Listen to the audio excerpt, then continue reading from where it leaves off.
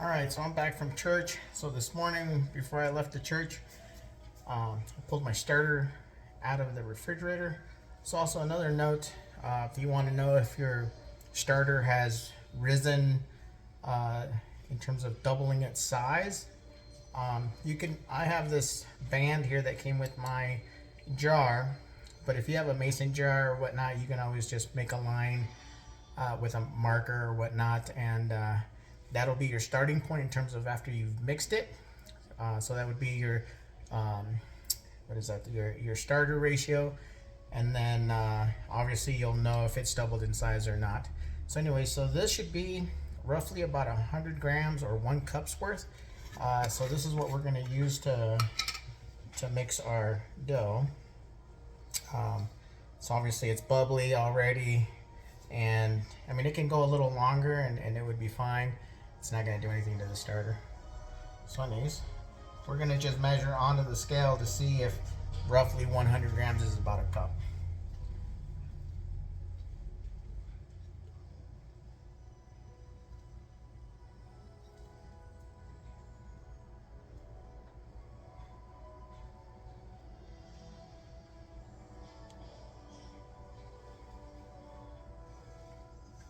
So that there is 96 grams, and it's mainly about a quarter or half a cup, which is fine. Then what's left in my jar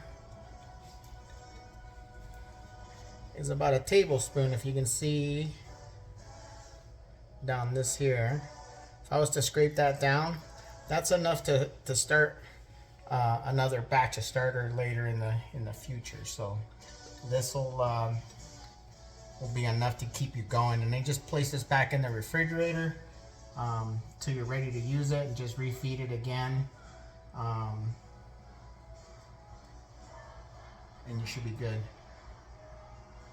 I'm gonna go ahead and just use all of this because I already have a different jar for what I normally use on a daily basis.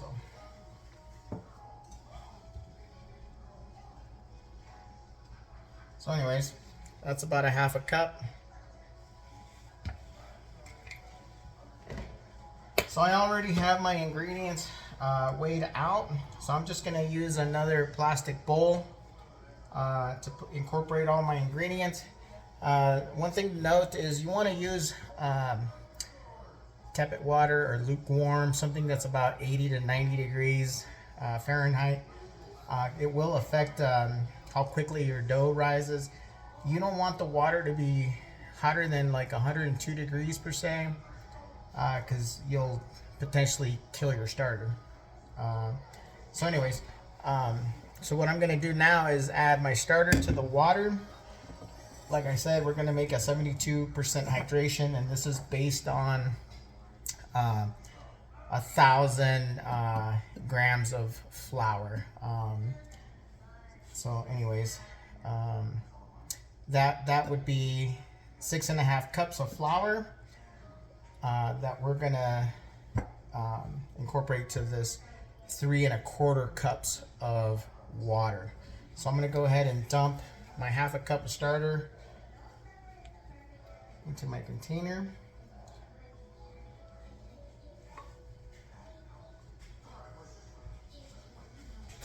Okay, and then I have 3.25 cups of lukewarm water. And this is enough to make 2 healthy sized loaves. They're about 2-pound loaves. So anyways, you want to just incorporate the starter to the water. Just basically break it down. Nothing to it. And then I already have my ingredients pre-measured out. So this is 6.5 cups of flour and 3 tablespoons of salt. So you want to add the flour to the water.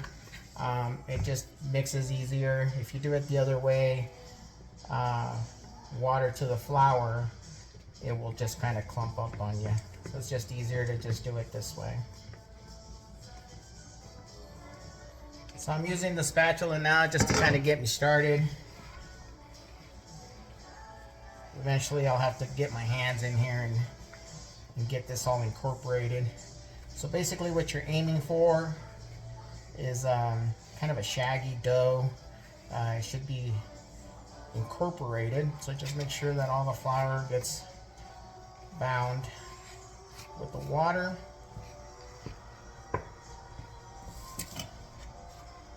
So that's kind of what it looks like now. I'm going to go ahead and just wet my hands. This helps the dough not stick as much to my hands. And eventually you're still going to have to scrape it off. But anyways, your dough should feel a little warm if you used warm water. Just turn it onto itself. Get it nice and mixed. Scrape the walls of the bowl. Another note is if you use a glass container to mix your dough, and as you let it sit on the counter, just be mindful that glass is a lot colder and it'll pull any heat that's already in the dough. So it'll probably rise a little slower if you do it that way. Hence why I use this plastic container. And then if your house is really cold or whatnot, or even your counter, because your granite countertops will suck the heat right out of this. So you can place this mixture, this dough, in your microwave to keep it warm.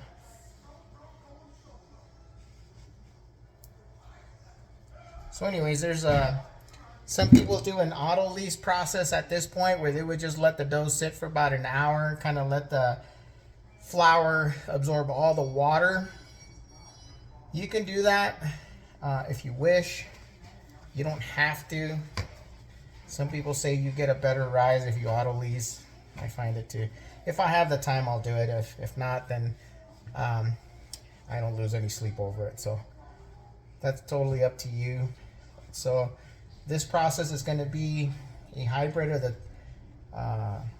the normal tartine method, which I can explain that to you when I see you. But this, what we're going to do now is we're going to let it rest for a half an hour and do some stretch and folds, and I'll show you how that happens. And we'll do that 4 to 6 times depending on what the dough is doing. You'll just get a feel for whether the structure is there.